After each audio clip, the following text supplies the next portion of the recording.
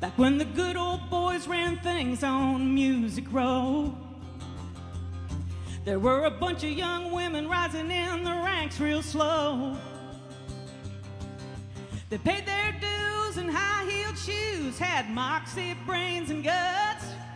They shattered that glass ceiling and paved the way for chicks like us. The guys talk to the game, but when you're under the gun, leave it to a lady if you want to get something done.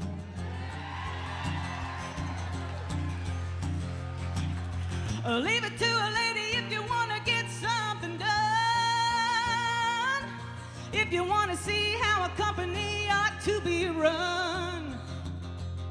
Look at the Judy, Shelia, Connie, Kate, Karen, and Pat. They ran BMJ, Decca, Sony, and ASCAP.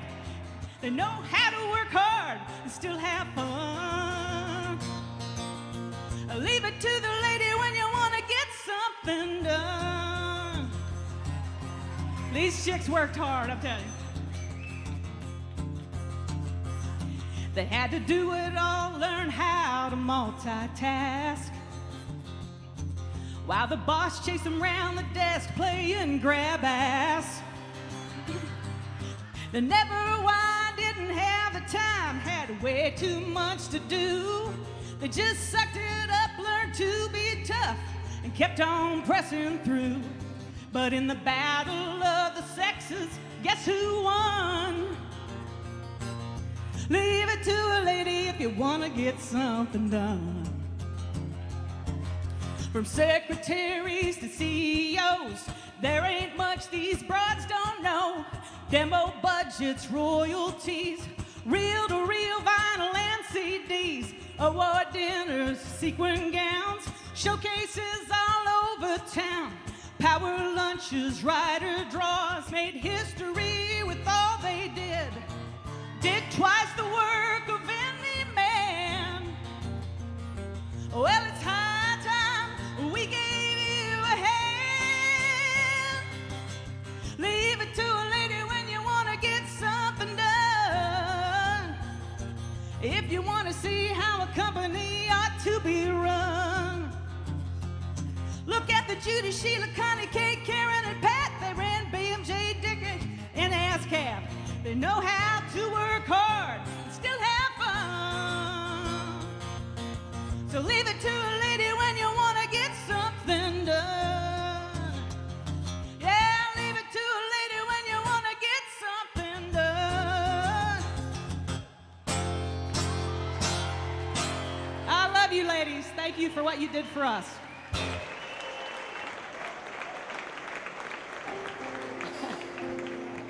Thank you so much, and welcome to the 10th Annual Source Awards. Brenda and I are delighted to be back for this special night in a room filled with some of our favorite people.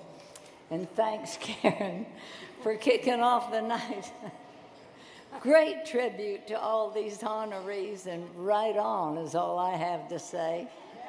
Songwriters really do say it best, don't they?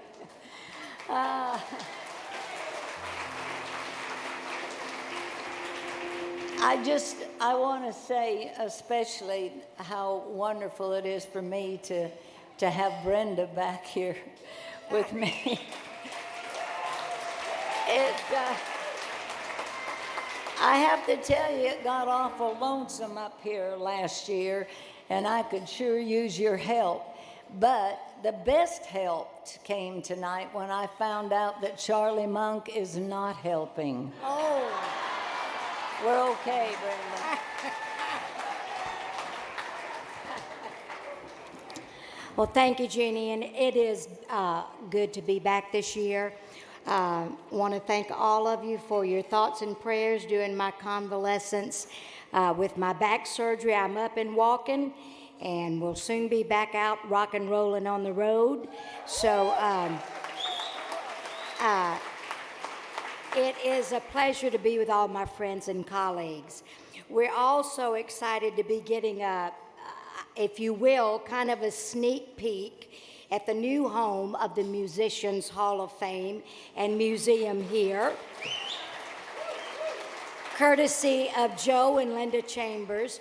You know, Joe and Linda have been longtime champions of Source for the past, well, in our 10 years, this is their 5th year that they've opened their doors for this event.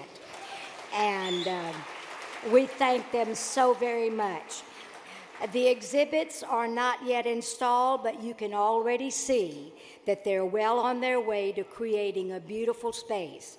Joe and Linda, we applaud you for the devotion that you've shown to making a home for this history, and we look forward to the museum's reopening in October.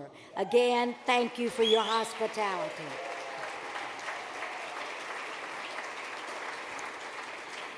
You know, we have a lot of living legacies assembled in this room tonight, and a lot of people here who love them. To begin this evening, I'm going to read a fan letter of sorts from someone who speaks for all of us about our honorees, Garth Brooks. And Garth says, I'm so honored to be a part of this awards dinner. We all love our female country singers. Tricia says hi. But the Source organization has the insight to recognize and award the outstanding women in every facet of the Nashville music industry. That's what sets this awards ceremony apart from all the others. Music City and this industry would not be the same without the integrity and intelligence of the women being honored here tonight. It's a dream of mine that one day this industry has a female label head. Then maybe, just maybe, we'd finally have a label that wasn't run into the ground.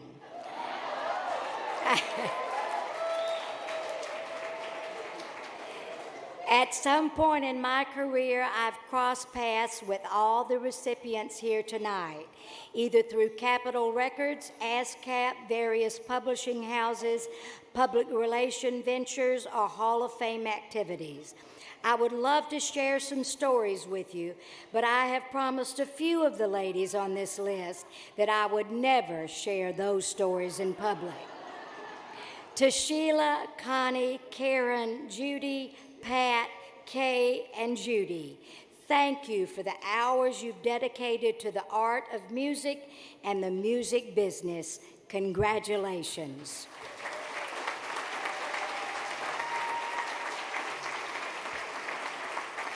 And we certainly thank Garth for those sweet sentiments, and also for the corsages that all the ladies received this evening. Yes, all the honorees got a lovely bouquet of sweet-smelling flowers, sweet nothings from the Garth. Okay, now let's get started with the award presentations, and I'll turn it over to Miss Jeannie right now.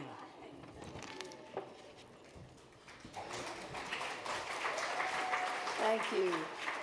Are you going to take care of this here, Danny? Once again, I feel like I'm working with a female Jimmy Dickens. I didn't use the box tonight. I know. We'll begin tonight with someone who, owing to the luck of the alphabetical draw, is often at the end of the list. Tonight, Judy Wray, the last shall be first.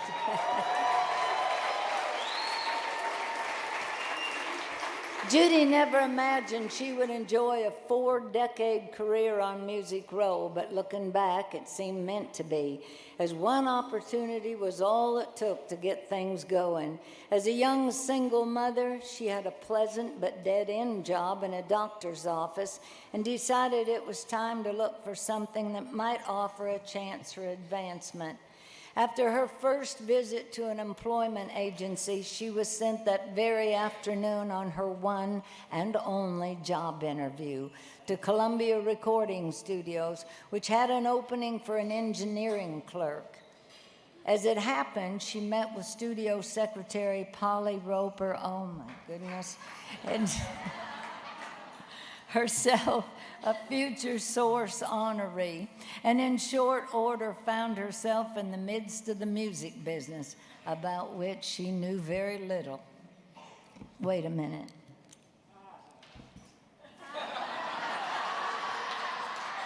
use that one if you would. But it proved to be an excellent fit. Judy was a quick study and was soon transferred to the position of Secretary to Columbia's National C&W Promotion Manager, Jean Ferguson, where she received a graduate-level education into the music industry. Can't help but laugh, as they worked with legendary artists like Johnny Cash, Marty Robbins, Ray Price, Flatt & Scruggs, Roger Miller, and Connie Smith, as well as exciting newcomers like Lynn Anderson and Barbara Mandrell. Judy remained with CBS Records for 17 years in promotion and A&R, which led her in 1984 to join Capitol EMI Records as senior assistant to the new label president, Jim Fogelsong. Yeah. For the next 6 years, she worked with Capitol's roster of artists, including Dan Seals, Dobie Gray, Newgrass Revival, Susie Bogus, Tanya Tucker, T. Graham Brown, and Garth Brooks. After an executive restructuring, Judy's third Music Row act took her to EMI Music Publishing, where she embraced a new challenge in the publishing world and went on to master another facet of the industry. She remained with EMI for 19 years, and I'm quoting here, found the world of music copyright administration to be fascinating, ever-evolving, and never dull. How could you not love her for that? I'm also quoting here from Jim Fogelsong. Judy brought hope, dependability, and humor to every project of which she was a part. Anyone who worked for me had to know my job too, because I sure didn't know theirs. Judy did, and she was tremendously loyal. She was our ray of sunshine. Ladies and gentlemen, it's my pleasure to invite to the stage 2012 Source honoree Judy Wray.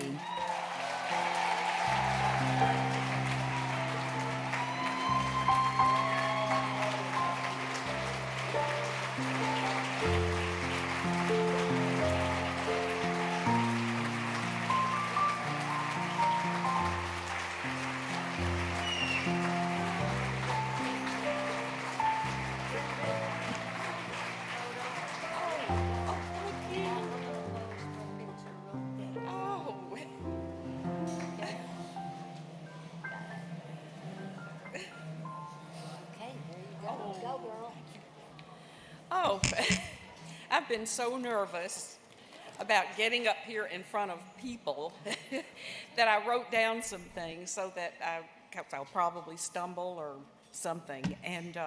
But I'm just so very honored to be among the women included, to be included among the women in this year's group of Source Awards recipients. And I think that my award must just be for endurance or, either that, I thought, they don't give a Miss Congeniality award, so I don't think so. And although I can't take credit for playing a leading role in the success of the Nashville music industry, I was privileged to have worked in support roles that I enjoyed for people who have played leading roles. And I hope I succeeded in making things run a little smoother for those people, because that's what I love doing. And on top of that, I got to work among amazing talent and creativity that cannot be surpassed anywhere else. Thank you, Source, for the important role that you play in supporting and recognizing women in the music and entertainment industry, including those of us who work behind the scenes. Thank you.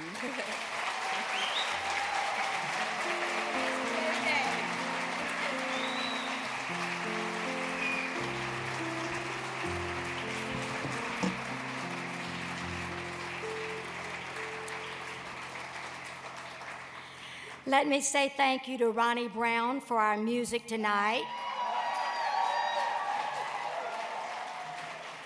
Of course, he and Dwayne Spencer played during our cocktail reception, and he's providing the traveling music during the awards. So thank you, Ronnie. We appreciate it. Our next honoree spent the majority of her influential career with one company, and while becoming one of Music Row's most highly placed executives, she remained a down-to-earth and accessible leader, famous for her great sense of humor. Connie Bradley, and yeah, Connie. A native of Shelbyville, who knew? Began her career as a receptionist at WLAC-TV, followed by stints at RCA Victor Records, Famous Music Dot Records, and Bill Hudson and Associates. Preparation for the job that would turn out to be a perfect match for her skills and personality. In 1976, she made her first bit of history when she joined ASCAP as the organization's first female membership representative, and 4 years later was appointed ASCAP's Southern Regional Executive Director. Generous with encouragement and guidance, Connie directed a team renowned for nurturing new talent and bolstering established writers and artists. Connie was the face and the heart of 2 Music Square West for more than 3 decades. And during her tenure, she signed and loyally supported an astounding collection of writers and artists, including industry-changing talents Garth Brooks, Reba McEntire, Dierks Bentley, Kenny Chesney, George Strait, Alan Jackson, Brad Paisley, Rascal Flatts, and John Rich, among hundreds of other chart-topping names. Consistently landing on industry power lists and clearly one of the most successful female executives in its history, she was also generous with her energies off the row and famous for her ability to build alliances between Music Row and the greater Nashville community. She helped establish the Music Row Ladies Golf Tournament, raising more than $1 million for United Cerebral Palsy of Middle Tennessee.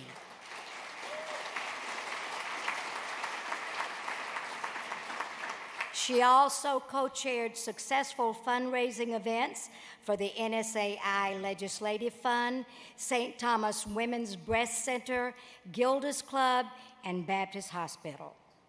And on a personal note, all of you in this audience tonight know that the Bradleys have been so dear to me for practically all of my entire life.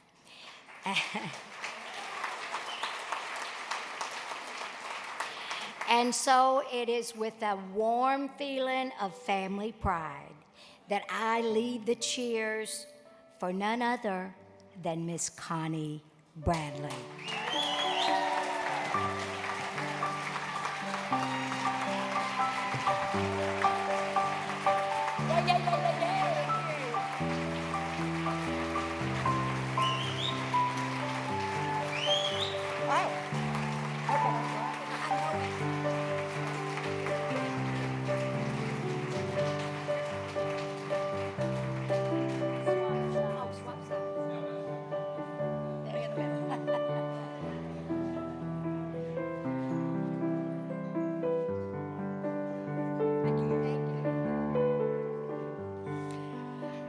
I don't know who wrote that introduction, but God bless them. They did well. I learned some things that I didn't even know. Well, good evening, and it's great to see so many of our friends here tonight. It was almost like a reunion. This event, according to Troy too, is such a fun event because there's really no agendas. Everybody gets to see each other, everybody gets to talk and have a good time. Because some of us only see each other at this event. I'd like to say a special welcome to a group of ladies here tonight. They are my sisterhood friends from Cedar Creek Club in Franklin at table number 14. They were all so excited about coming tonight. They got here at 4:15. They bribed the bartender, and they've been drinking ever since. I do want to thank Tatum and Caroline and the committee of Source for putting together such a wonderful evening. I understand this place didn't look anything like this 3 or 4 days ago. The food has been awesome, and we really appreciate all of your hard work. I want to thank Source for honoring all of us tonight, because all of the ladies tonight, we've all worked together and helped each other for many, many years. I'm not going to say how many years because I don't want you to know, but many years. None of us got to where we are today by ourselves. We all had people helping us along the way. Whenever the media interviewed me at ASCAP, I always started out by thanking Pat Rolfe for getting me my first job.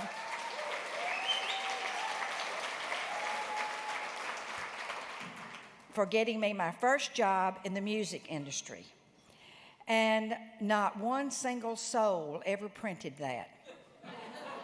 At every interview, I started out with that. Nobody ever printed it. So I stand here tonight, Pat, to say thank you publicly.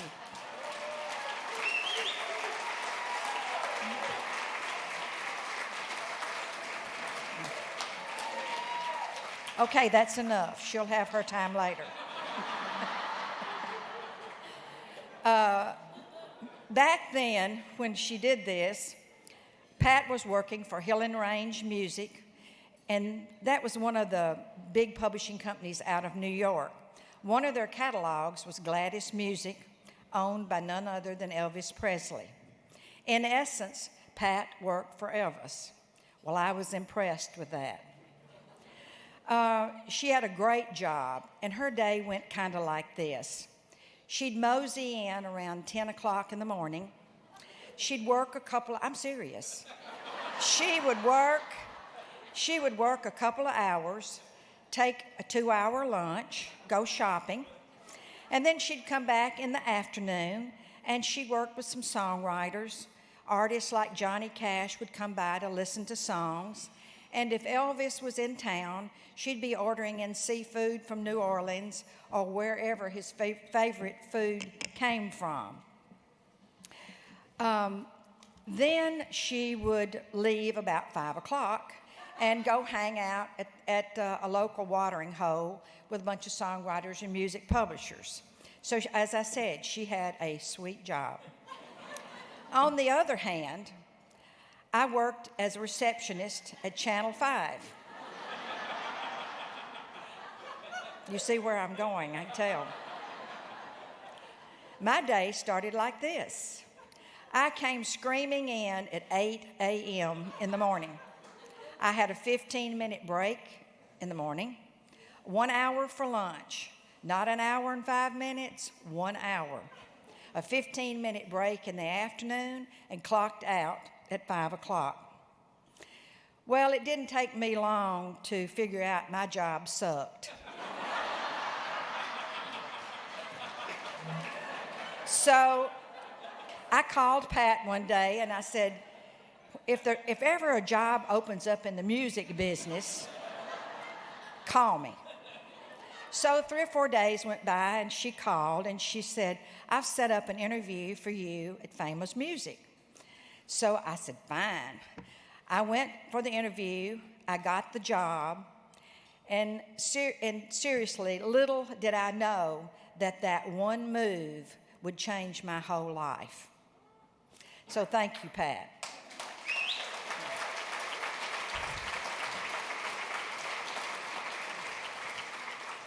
Another person that was a great role model and made a huge impact on my life was Donna Hilley.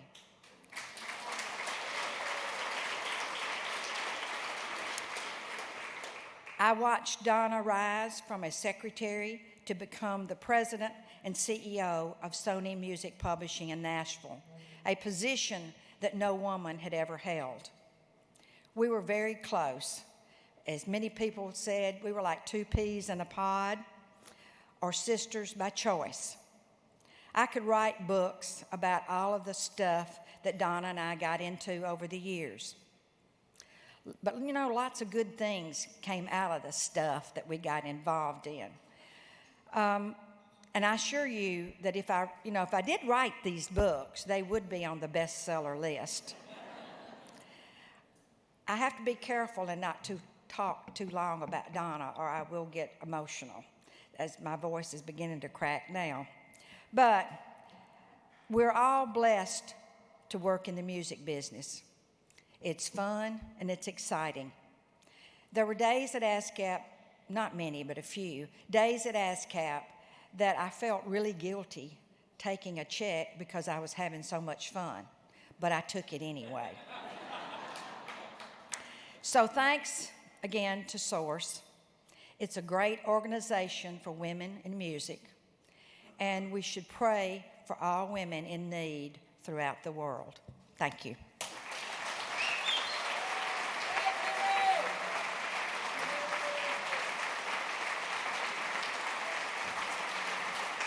Yeah, Connie.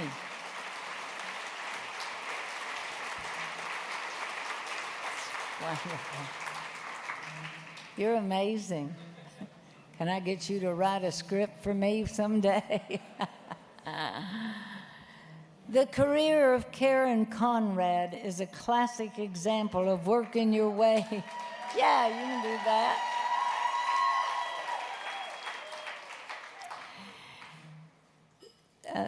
As I was saying, the career of Karen Conrad, I lost my place already, is a classic example of working your way up through the ranks from the foundation to the pinnacle, and proof that taking risks for what you believe in and treating those around you like family is a recipe for success. Karen began her career on the front lines as a receptionist at the Hubert Long Talent and Management Agency. And the next several years saw her expand her knowledge and experience at Mercury Records, ASCAP, Jimmy Buffett's Coral Reefer Music, and at Blending Well Music, which held the Jim Croce catalog. When she launched her own publishing company, AMR New Haven Music, it was a well-planned but still risky leap into a volatile part of the industry. But one of Karen's many gifts is surrounding herself with clever and dedicated people and just allowing them to shine. And thus AMR New Haven Music steadily grew to become one of the Row's top independent companies. Its success attracted BMG Songs, who recognized her value by making sure she stayed on board when they purchased AMR.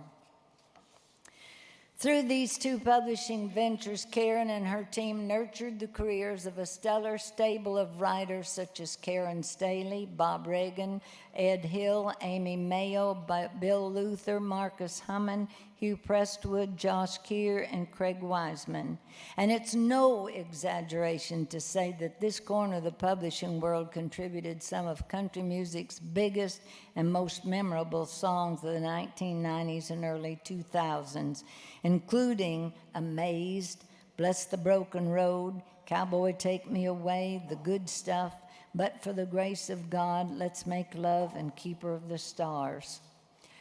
Ron Stuvey, who worked for Karen for 19 years, credits her with instilling two attributes he relies on to this day, which are the hallmarks of her career: unselfishness and determination.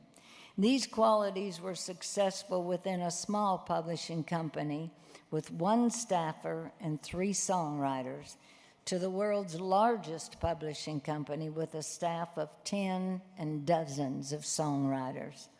Among her words of wisdom, Mr. Stuvey, the better you do, the better I do. Applause here. I like this one. If songwriters are happy, the business is good. Yeah. And it doesn't matter who gets the song cut, as long as the song gets cut.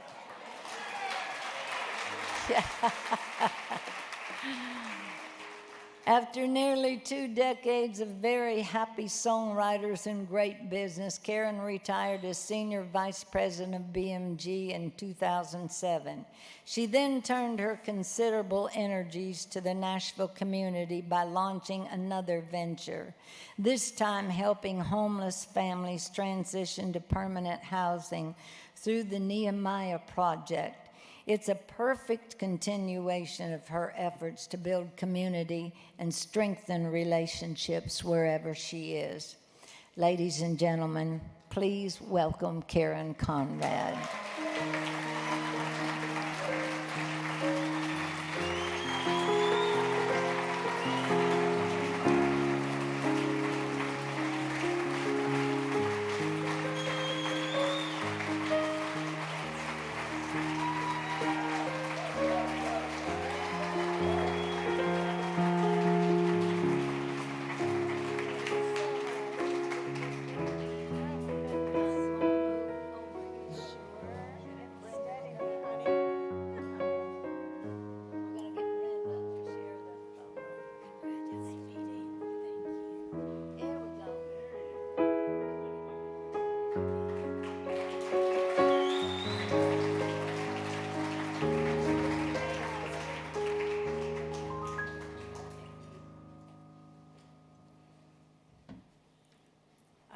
Goodness. Well, Ron, thank you so much that you decided that this was a toast and not a roast. I'm relieved I can exhale now.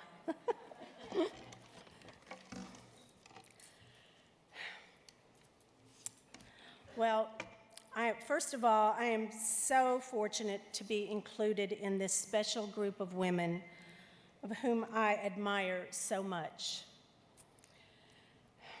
I don't consider myself special, but the people in my life certainly are. I thank God for a mother who taught me to reach for the stars, a father who gave me an appreciation for music from country to classical, for my 2 girls, Lori and Melissa, who taught me about love and resilience. And of course, for David, my biggest supporter, who shows me generosity and love every minute of every day.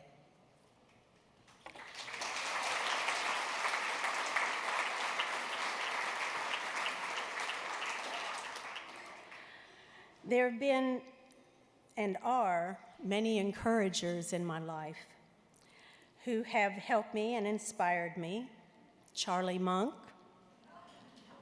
Ed Shea, the head Fabulon, can we guess? Bob Orman, Jimmy Buffett, Brian Williams. And I have to tell you here, these aren't in my notes, but Brian was the first banker who gave me a loan, a line of credit based on the value of my copyrights, of our copyrights, not on the value of my home or, excuse me, David, the value of my husband's signature.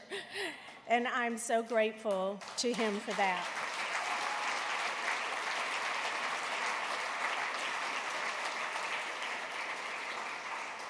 Dear friends, Lisa Pallas, Debbie Robin, Michelle Martin, Lindy Winter, Judy Harris, the Chicks with hits.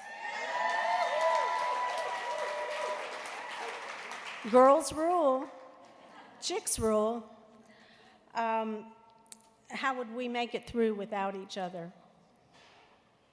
And all of the artists and producers who have ever recorded any of our songs. I'm so grateful.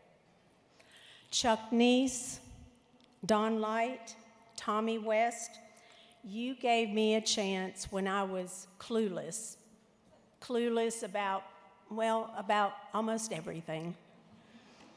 And I appreciate that. Ron Stuvey, you have taught me more than you ever know. You have mentored me, and I mean that in a good way. I thank God that He allowed me to work with the most amazing songwriters: Karen Staley, Bob Regan, Amy Mayo, Bill Luther, Danny Mayo. You were my first writers. I will forever be grateful to you and the many other wonderful songwriters who let me be involved in their careers. You and all the writers who have ever played me a song. It's because your words and music have touched so many in deep and profound ways, giving comfort, hope, and joy to the world, that my life has a little wider purpose and meaning. Thank you for letting me be a part of that. Thank you, Source, for being a champion of women. Thank you for this beautiful evening. You have just gone above and beyond anything before. I'm so proud of you. Thank you so much. And to the Source Awards Committee, you've worked so hard to pull together a beautiful, beautiful evening. And to all of you here tonight, may God bless.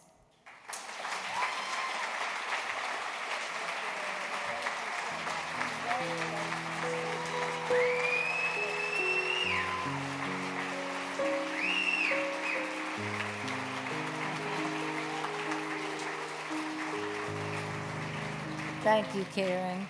And now it's my pleasure to welcome from Source, Lainey Albee and Lori Hughes.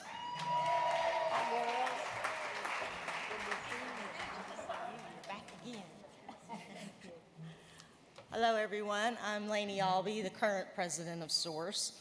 And on behalf of our over 160 members, I want to thank you for coming out to join us tonight for the 10th Annual Source Awards.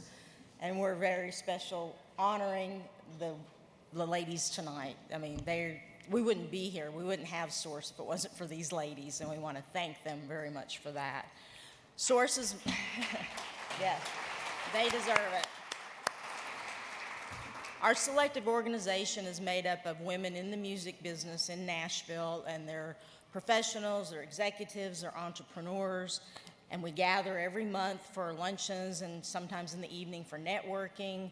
We have an array of speakers that come and speak to us, everything from record label executives to social networking, the new wave, everything's happening there, as well as Mike Keith, voice of the Titans. Thank you for the traffic tonight. And just this week, we had Dave Stewart of the Eurythmics, and we want to talk about an entrepreneur. He was very, very diversified. And I'm Lori Hughes. I'm past president of Source, and I've been a member since almost the beginning in 1991.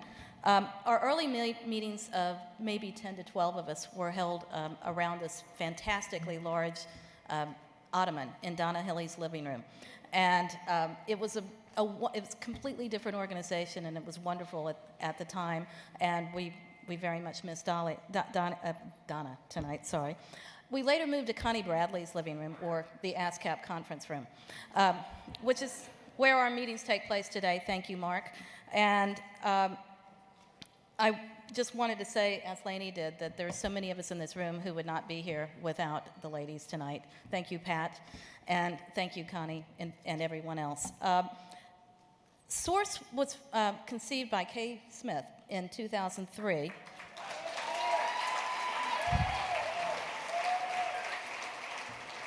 We'd been around for 10 years and nobody thought of it till Kay.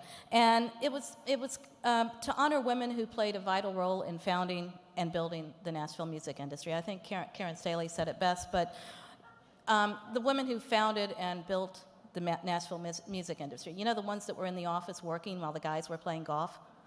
Those women. And many of whom would never receive honors and awards, so that's why we're here.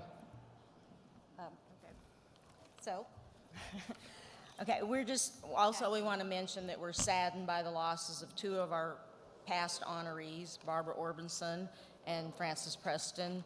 We mourn the loss of them because they were stellar women. Let's see. They both, well, I guess they both received the Joe Walker Medal? Well, no, I think just Francis. Francis, but- Francis had achieved the Joe Walker Medal Lifetime Achievement Award, which is like the ultimate to get. So it was our privilege to add both of them to honor of our ranks, and we never forget them. So also today, we have in our audience many of the past honorees. And if you want to stand up when we call your name, feel free to. Don't applaud until the end of it. But the first one is, I'll let you start. Okay. Polly, forgive our pronunciation, Polly Edenton, Cecile Light, Patsy Bradley, Marie Ratliff, Jean Stromat, Peggy Motley, Corky Wilson, Mary Martin, Hope Powell. Hope Powell, Trish Williams. who, by the way, drove 6 million miles to get 600 here. miles to be here. Rose Drake, Peggy Lamb, Pat McCoy, Sandy Neese, Celia Froelich. Sorry, Celia. We're also honored that Joe Walker Medal, after whom our Lifetime Achievement Award is named, is here over here, as is another Lifetime Achievement Award winner, Brenda Lee, who is now going to come back. Yes. And we're handing it back to Brenda.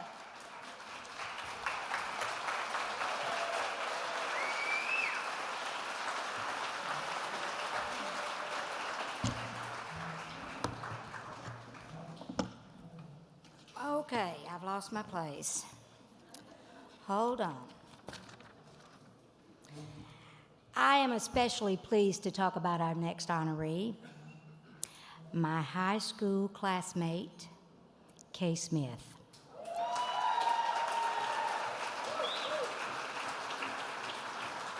Since I first met Kay as a 7th grader in Maplewood Junior High School, she became one of my dearest friends and one of my biggest cheerleaders.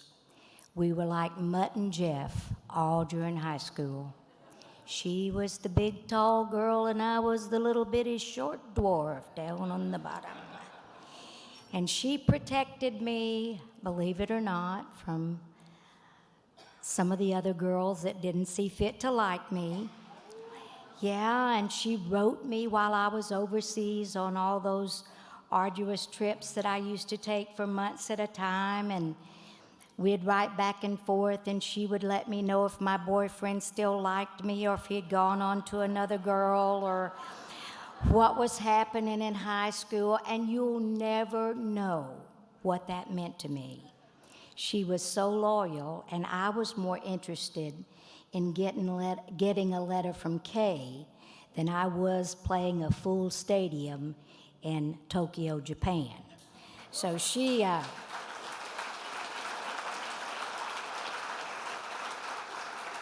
certainly been an inspiration to me, and it's no surprise to me to see her excel and lead and inspire others in her professional path.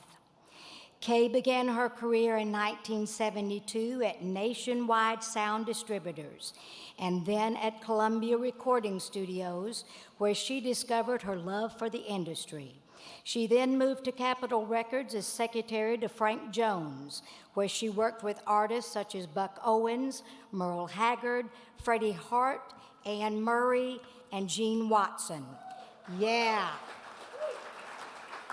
And served as production assistant on various live shows during the CMA Awards and Fanfare.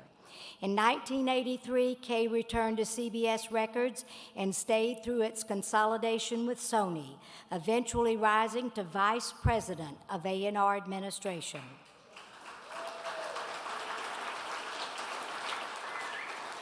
Her work required accuracy, precision, and incredible attention to detail.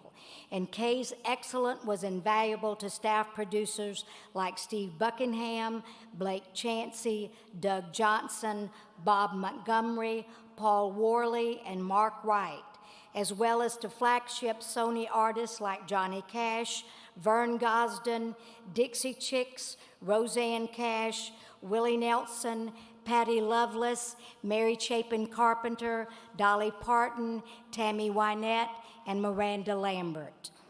Wow, Kay. But don't be misled. While Kay is known as an extremely detail-oriented person, she's always up for a little mischief and ready to start the fun. Coming into the industry in the early 1970s, Kay was grateful to the women who preceded her in making things happen on Music Row. And it was her vision to see such women recognized for their contributions.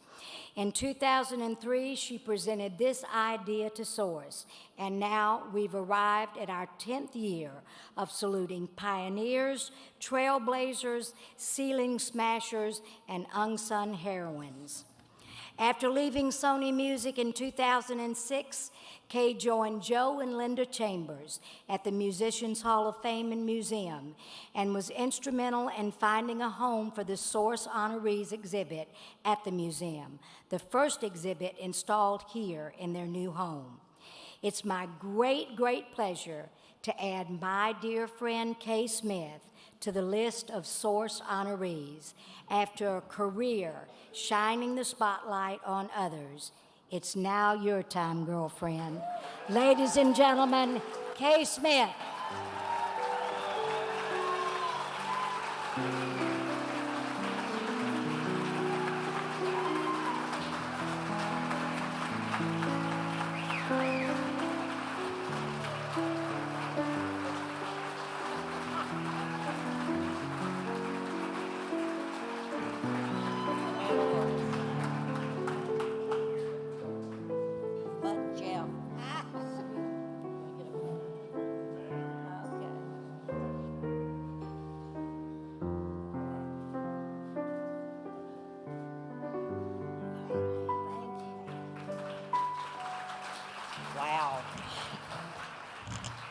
I'm not used to this. I'm used to being up here doing what they're doing and bringing up the people that so rightly deserve the Source Awards.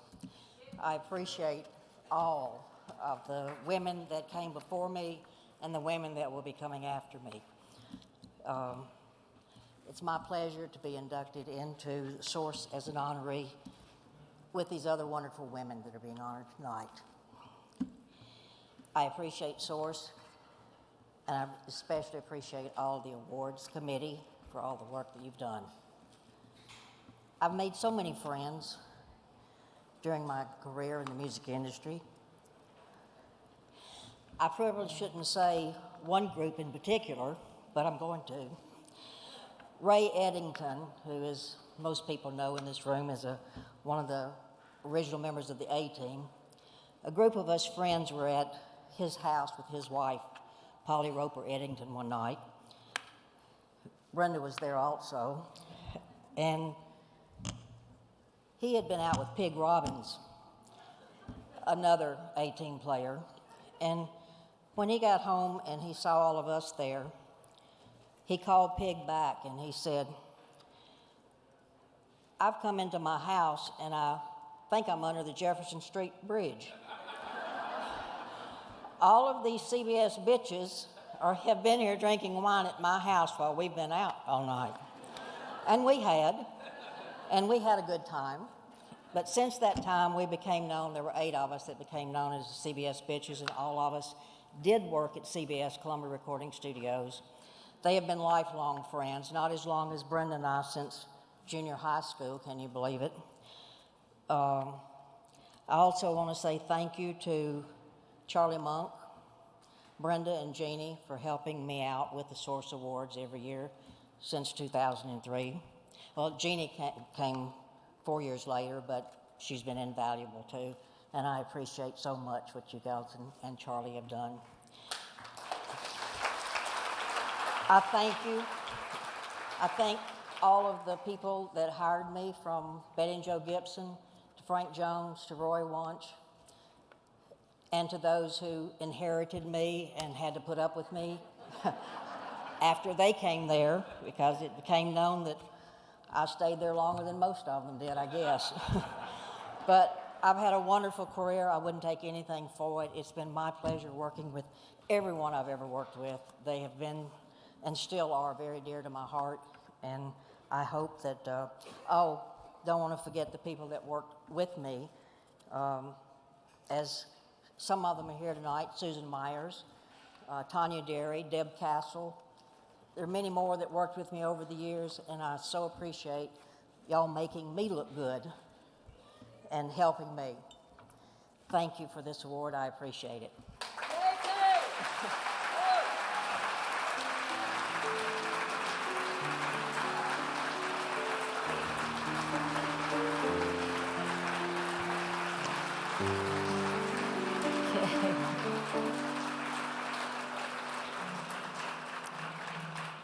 Just on a personal note, I want to mention another very brave thing that Kay Smith did. She bought a house on a street in between Biddy Blackwell and Jeannie Seeley. That takes courage. And I also want to tell Tatum and Caroline that I personally appreciate them being co-chairs of this event this year, because I have actually seen my neighbor a couple of times through this past year. When she was doing Source, you didn't even see her walking down the street. But I've been lucky enough to catch her in between her golf games. Also, I did want to mention one of the honorees who's attending tonight that did not get mentioned earlier, and that's because originally she didn't think she was going to be able to be here, but at the last minute she was able to attend, so I wanted to mention that Joyce Jackson is here also tonight.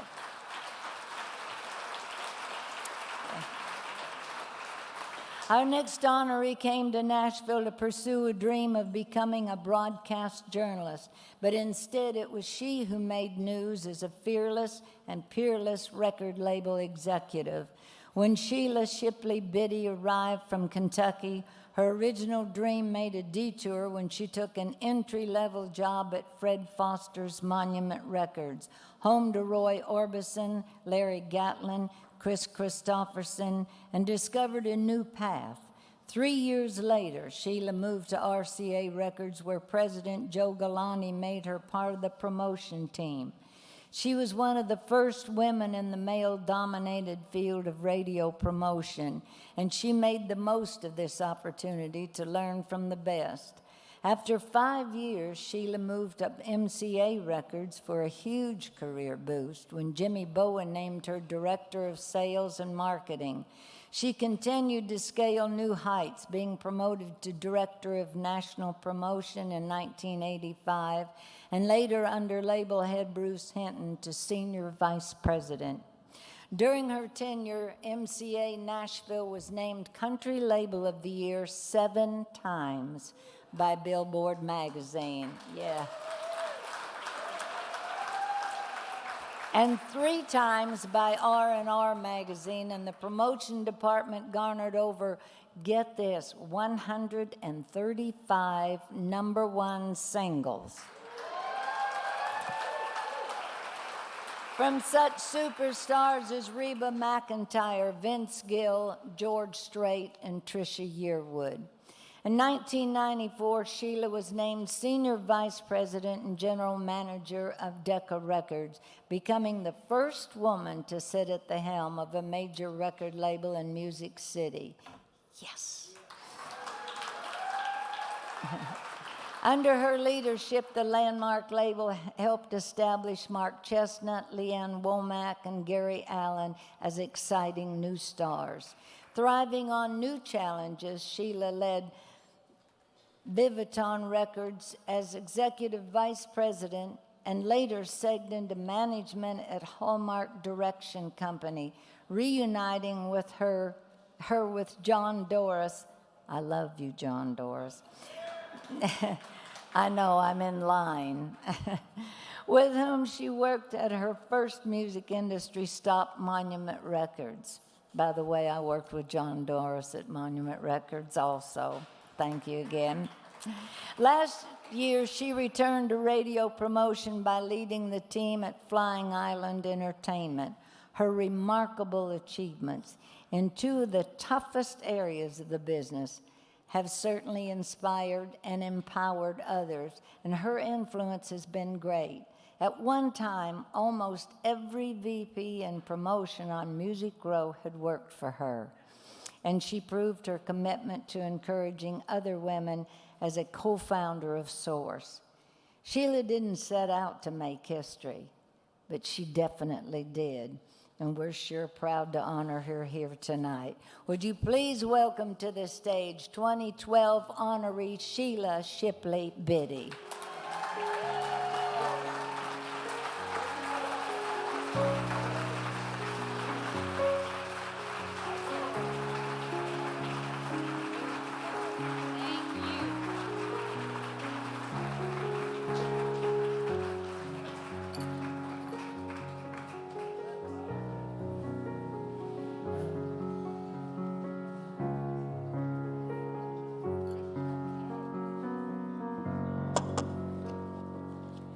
Well, thank you very much, and thank you for the Source sisters who made this night possible.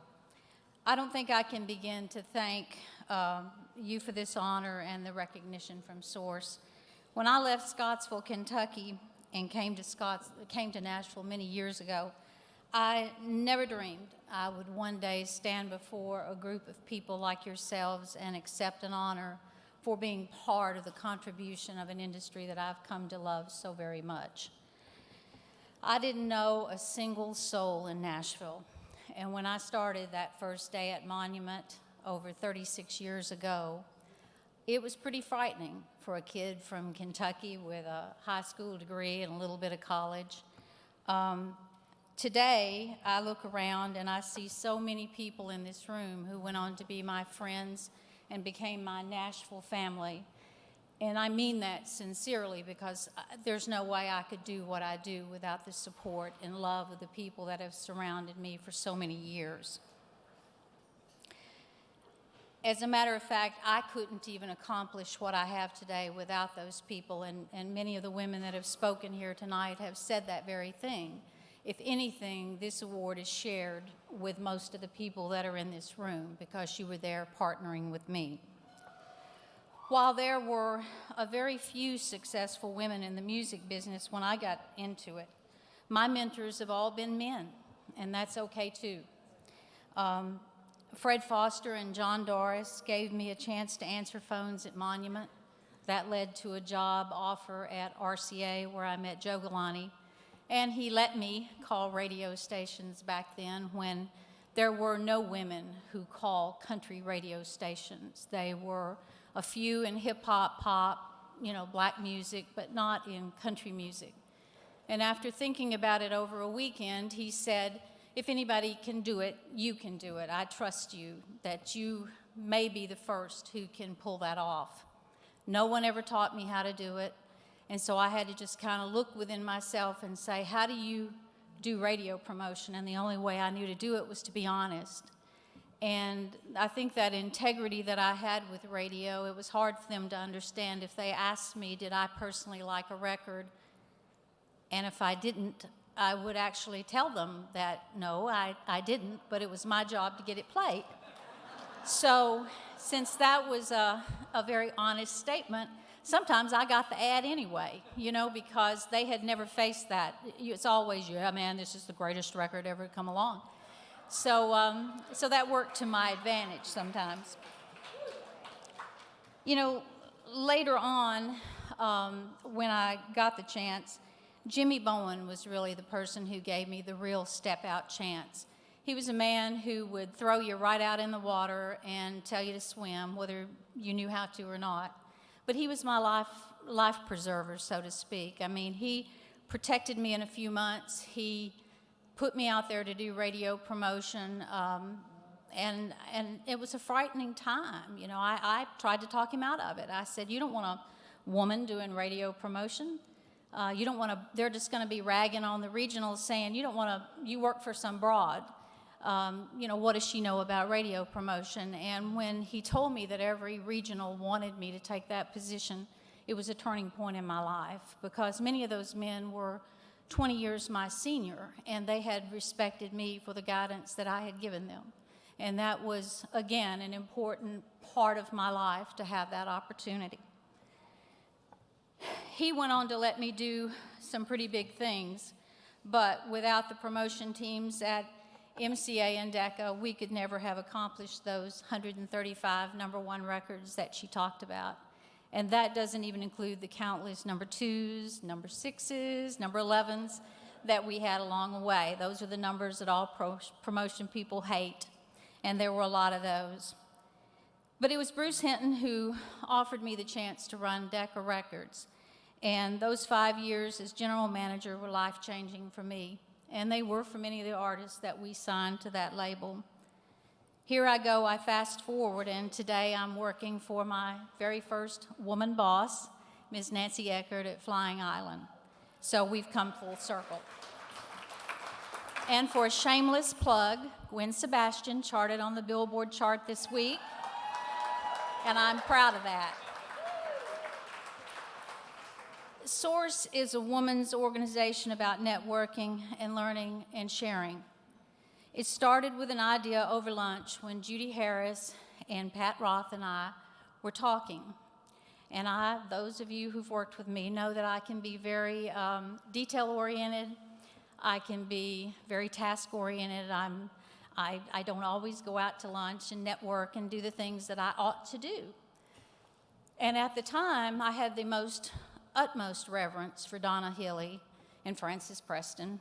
Had never been at lunch with them, even though I was running Decca Records at the time. And I made the comment that I don't know if Donna Hilly would know me if she walked into the room right now, except from the pictures in Billboard. And from that, it became a catalyst. We talked about other networking groups that had tried to evolve for women, support groups that had failed miserably. And so Judy Harris and Pat Roth took that idea and they ran with it, and they helped to create that. They were really the impetus to put that together. They took that idea and created it. And I wasn't at Donna Hilly's house, but would have loved to have been there for some of those early meetings.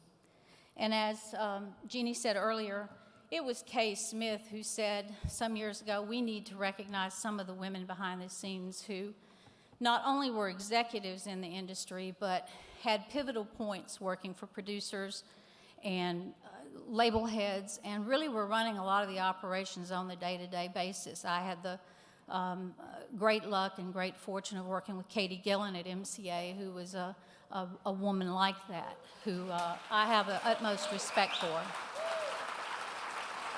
So I thank you all for this honor. And as someone, I was on the road the other day, and they made a comment to me, and I think it sums up my life. Said, I am blessed to have never worked a day in my life, because every day I get to do what I love to do. Thank you so much.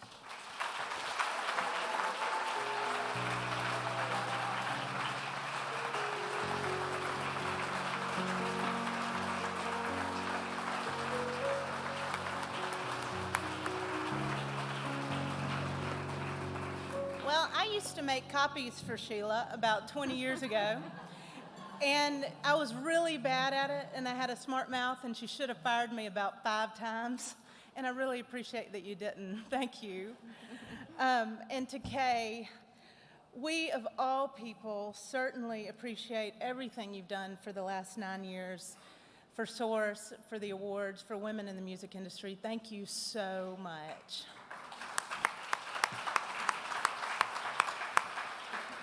Of course, an evening like this is only possible through the hard work and tremendous generosity of a lot of people. So quickly, I'd like to take a moment to thank our committee members, many of whom are here tonight.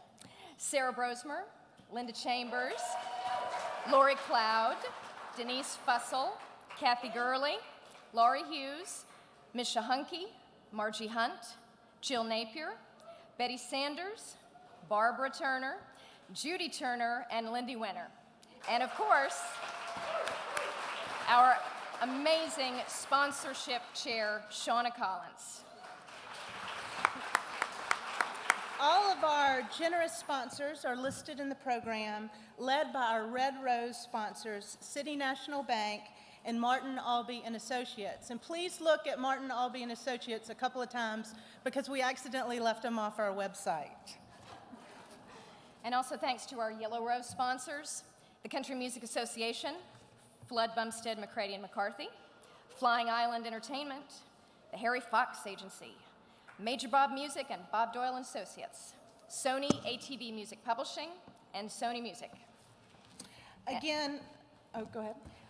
Some extra special thanks to 3 magicians and miracle workers. Vincent Dreffs, the Director of Catering at Gaylord Opryland Resort and Convention Center.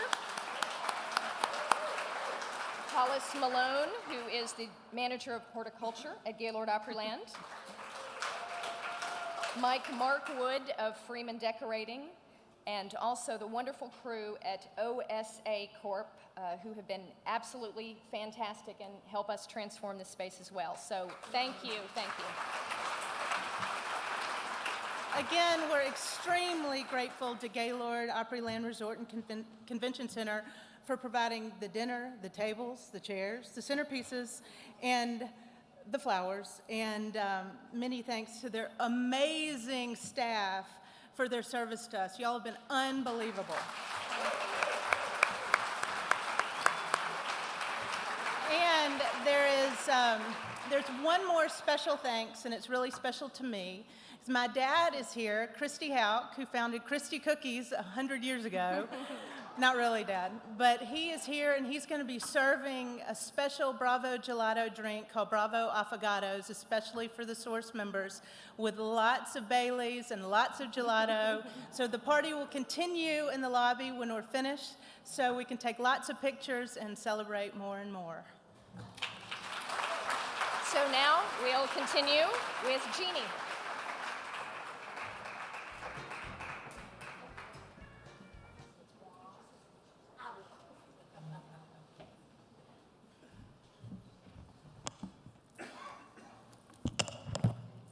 Wow.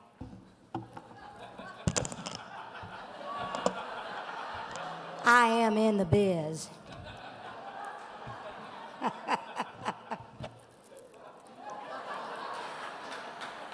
I was asking Bob Orman, you know, he just cracks me up. He never ceases to amaze me, and he came over to the table. And I was asking him something. I guess he didn't know what subject I was talking about, but I did. And I looked up at him real angelically, and I said, well, do you think it'll hold up? And he said, what, your face? Oh, Jesus. I've worked on this very hard, Bob. I love Bob. Our next honoree is another strong, independent woman. Something of a theme here tonight. Judy Harris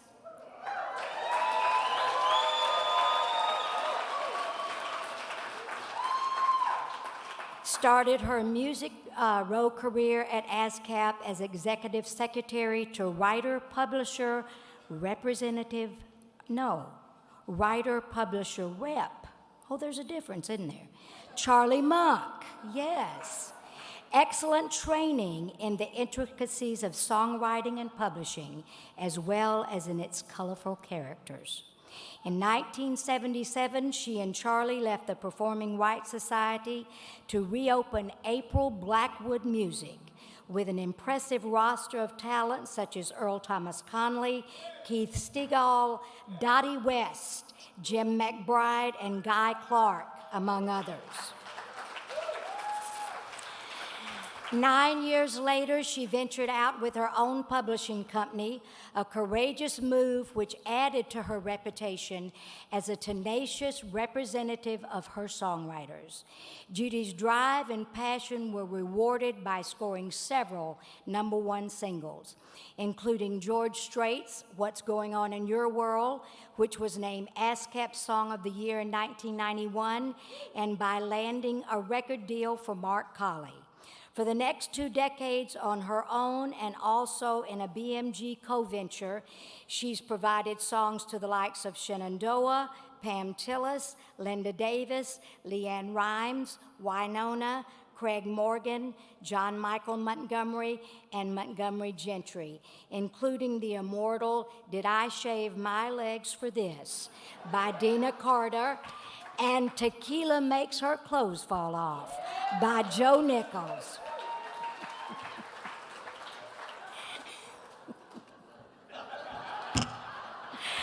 Oh, those go together so good. Judy has been a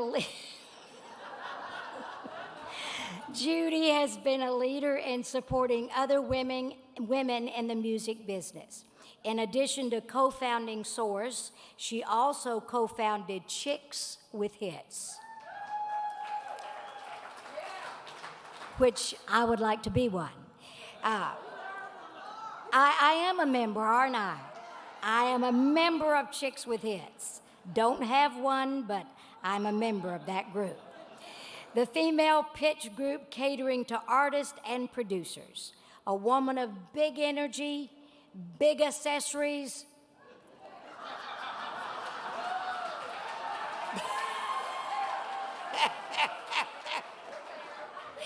and a big heart. She is also much admired for her dedication to the Miller Harris Foundation. Yes. Especially leading its community service efforts in partnership with the Monroe Carroll Jr. Children's Hospital at Vanderbilt. What a great thing, Judy. Ladies and gentlemen, please help me welcome the ever sweetness herself, Judy Harris.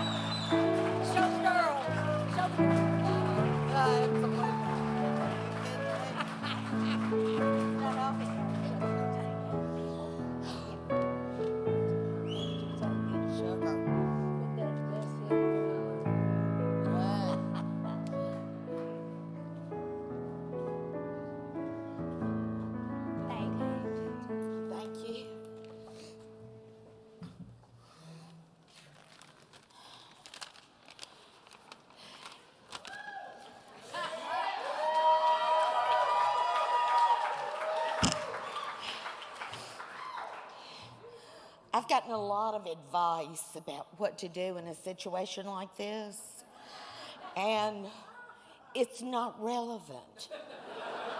It really is not. So I'll just say what I've got to say. Karen Staley, I would love to have a copy of that song. That's first.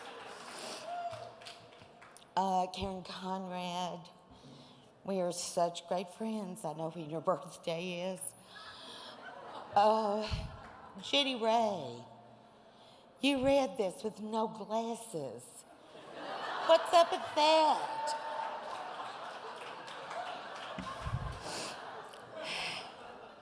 I forgot my handkerchief. I wish I could pay all of you all to, oh, thank you, Elizabeth. I wish I could pay all of you all to have a job working with songwriters. They are, let's hear it for them. Come on.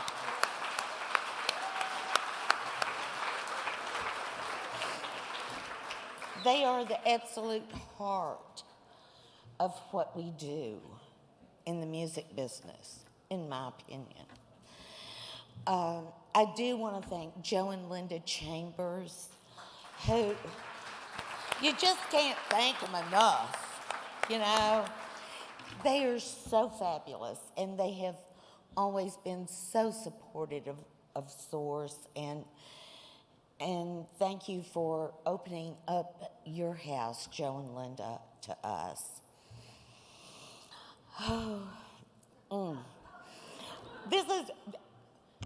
I'm always working on this. I'm never on this receiving end. It's unbelievable. Brenda and Jeannie, you girls, you are my inspiration. And have to thank you all for your dedication to the women that make the wheels turn. And the honorees, hey, sisters, we've had a good time. God has blessed me so much. Ed Shea, who was in one of the pictures, was the first person that put me on Music Row. Charlie Monk actually gave me a chance to be all that I could be as a woman, and I appreciate that, because he really didn't want to do it. No. Just kidding. I'm just kidding. I have the microphone, you don't.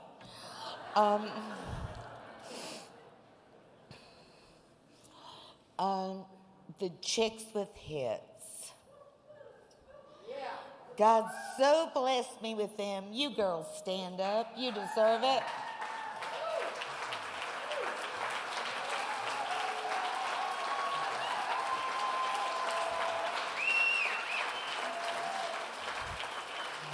We are a female pitch group that we pitch songs to anybody that wants to listen. And the bus driver, we don't care. But they're my sisters, and I appreciate that. The Source Awards Committee absolutely outdid themselves this year. Y'all give them a hand. Unbelievable. And I so appreciate this organization. I am blessed. God has blessed me in so many ways. I have worked with the most fabulous songwriters and the most fabulous people. And I have a business partner, Karen Sturgeon, who is allowing me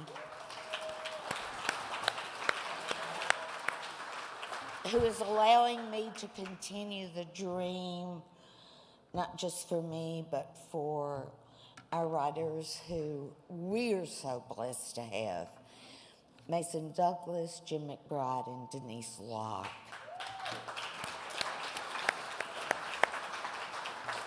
And I want to thank you, John Carroll, for keeping our office in some sort of order. Because Lord knows I can't. Someone said, who I'm sure is much older than me, and I did not know, if you love what you do, you will never work a day in your life. I did not know this person. Understand that. I don't work a day in my life, and I'm so blessed not to have to. Thank you.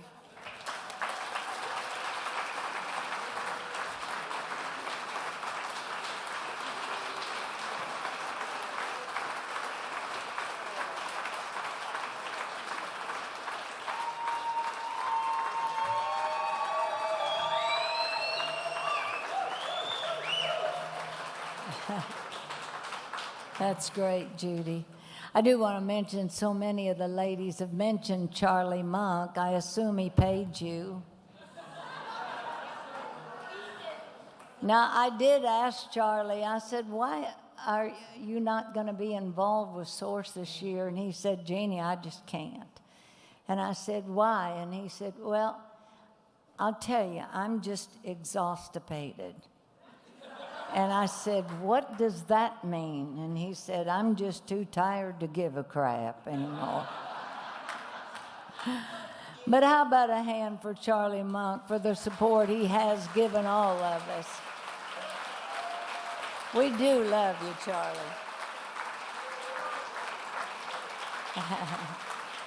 And that's certainly enough for him. And now finally, for our final honoree, Miss Pat Wolf. Pat began in the music industry in 1966 at Hill and Range Songs, working with the likes of Johnny Cash, Marty Robbins, Eddie Arnold, Hank Snow, Bill Monroe, Eddie Rabbitt, and Elvis Presley.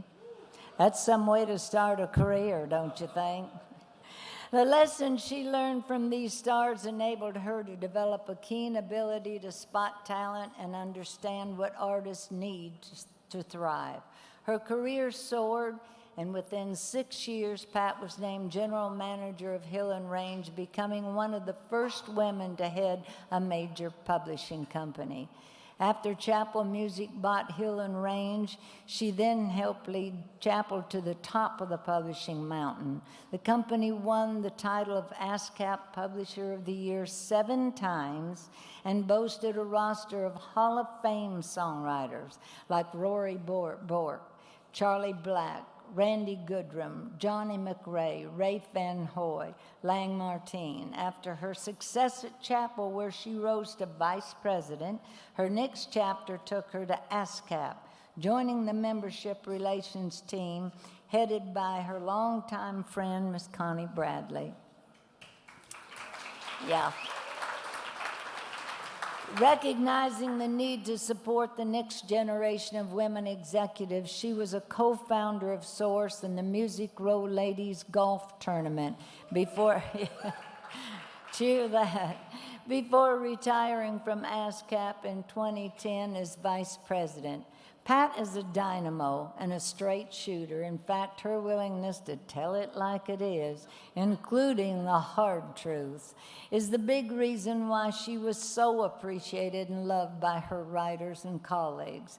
Among those she championed at ASCAP were Tony Mullins, Daryl Dodd, Hillary Lindsay, Josh Keir, Chris Tompkins, Michael Knox, Jerry House, Brad Paisley, Winona, and Dierks Bentley.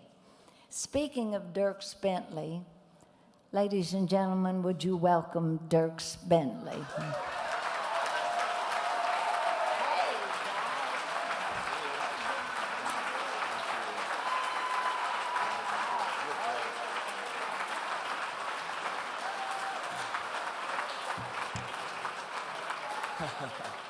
Thank you, guys. I've had such a great time just hearing all the stories and getting more informed. Unfortunately, I've been watching from that back corner over there for the last hour. I hadn't tasted any of the food. I had a little bit of the wine, but I was trying to hide from Pat. I'm not even sure where she is. I wanted to be a surprise for her and for Mac, and there she is. There she is. I really am so honored to be here tonight for you, and Pat's my buddy and my girl, and I had to come out here and be part of this night. So, for me, every night on the road, no matter where I am, I meet someone every night that comes up to me in the meet and greet and asks, how do you make it in Nashville, Tennessee? I'm thinking about going. What's your advice? And it always kind of throws me off because you got 100 people to meet before the show, and I try to give everyone a lot of attention and time, but we are kind of on a schedule, and that kind of question is a serious question. You want to answer the right way and really take your time with. And what I want to tell them is if you do go to Nashville, go talk to Pat, because she's a straight shooter, and she'll tell you whether or not you should stay there or go home. But I don't say that. I just say, man, or girl, just give your best shot, keep singing for your friends and family.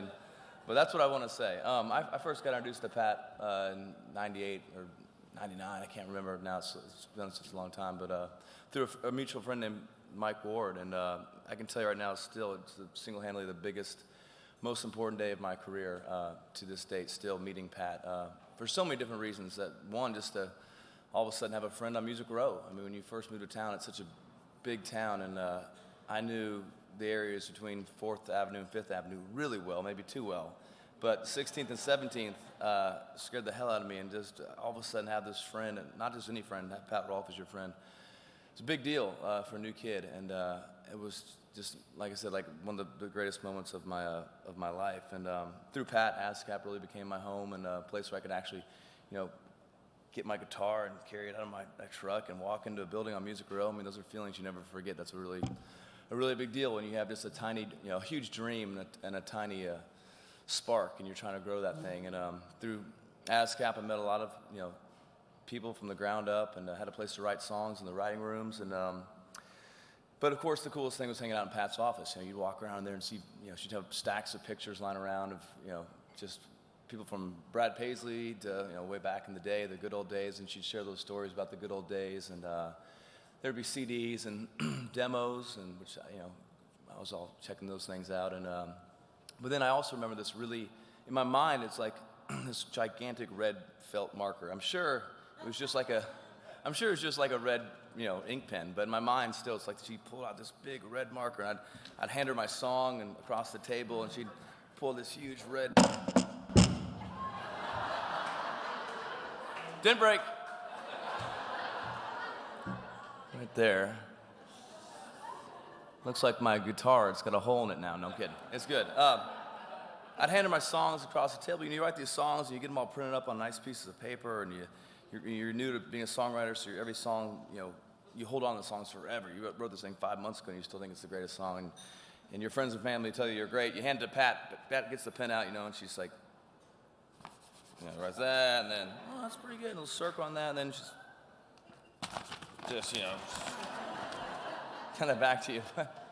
That is the definition of caring and kindness in this town, because the easy thing to do is just say, yeah, it's good, keep at it, but actually do that was so good for me, not only to try to be a better songwriter, but also just get to learn that it's okay that, you know, some songs just aren't that good, and you can, that's just the way it is. They're not all great, and that's to be a successful songwriter. I think you need to, you know, write and put them away, and don't hold on to them or think they're that great. Everyone's writing songs, and your song's really not much.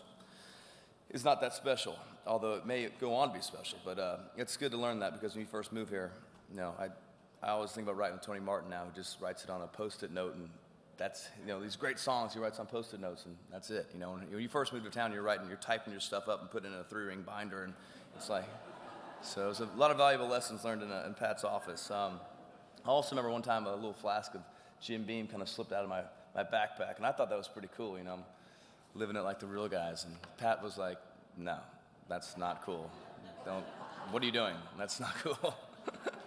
Put that away." So she's been a great mentor to me throughout all these years, and you know, as things started to roll and take off a little bit, she's always been a great friend. Even when I wasn't that good of a friend, just because I've been, you know, just busy with the road and life. And I just think, you know, everyone, and another thing I'll say about Pat, too, is she's the first person I met on Music Row. She's my mom and dad's first friend on Music Row as well, too. And she's kept up with my mom through the years, which that's the only sheet I know about, as far as how that takes a lot of maintenance, the clippings and the notes and the gossip. My mom loves it all, and Pat's like, gives her that fix.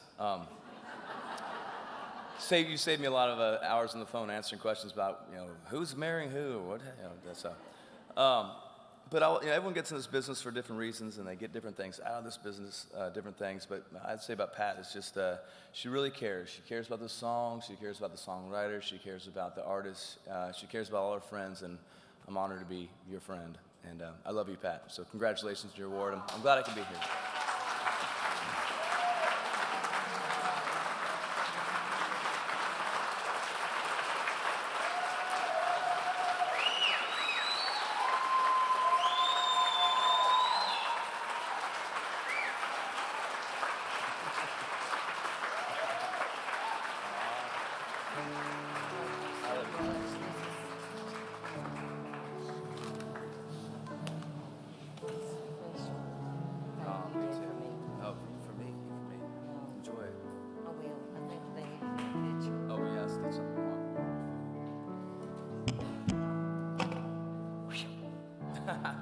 Over there? Okay. Good? Oh, yeah, come with the sandwich. Give me in the middle. This is amazing for you to do this, Oh, yeah, there you go.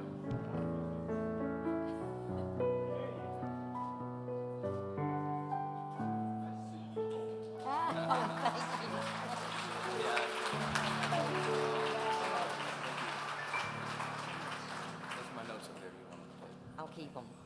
I will. Well, I just might pass out. You know, I was getting a little upset because I was going to be the last, and I thought, well, everybody came here for me, but they honored all of these fabulous women before me, so duh, they didn't come here for me. So Now I understand why they held me to the end. Dirks has just been an angel in my life, another blessing that I received for working on Music Row for all these decades. I'm like Judy.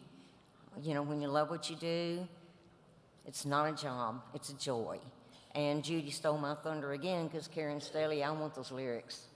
That was a killer song.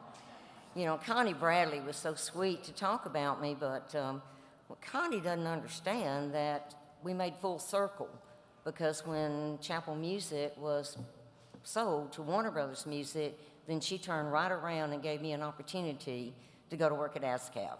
And I spent almost 28 years at ASCAP, and it was just an absolute joy.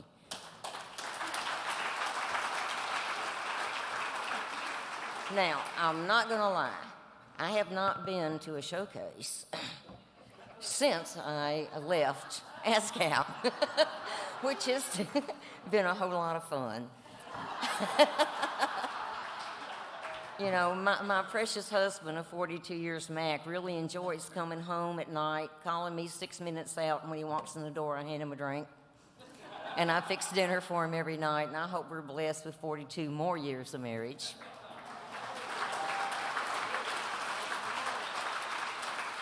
I want to thank Source, Caroline Tatum, your co-chairs, your awesome committee. This has been an absolute magical night for all of us, and I appreciate all your hard work and dedication for bringing off a fabulous event, and it was absolutely fabulous being a guest and not the host. Makes a big difference. So many of you people in this room have helped me so much over all the years. I can't name every individual because it would take all night and everybody wants to go have a drink. But you all know who you are, and I love you, and I thank you for having my back. And in closing, I want to tell you just a little tiny bit about me. I grew up with an astonishing number of siblings. So my parents, in order to feed so many mouths, were forced to send me out off to work at an extremely early age. And that explains why I'm so much younger than all of my fellow honorees.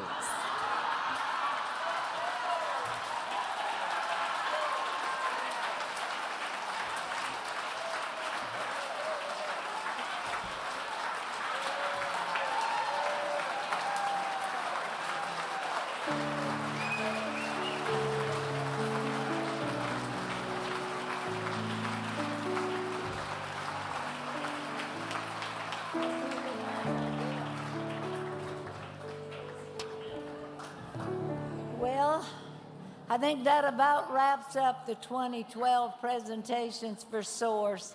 And let me just say what an honor and a privilege it has been for me to be with you again this year. I thank you for inviting me back.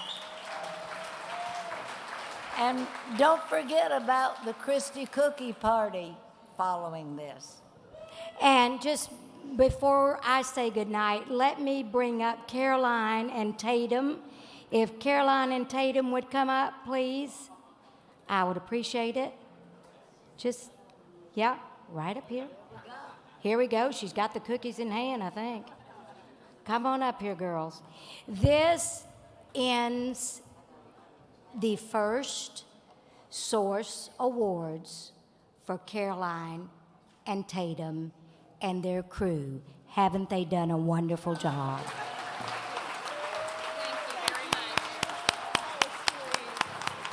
Congratulations, all you wonderful ladies. I love you all. Good night.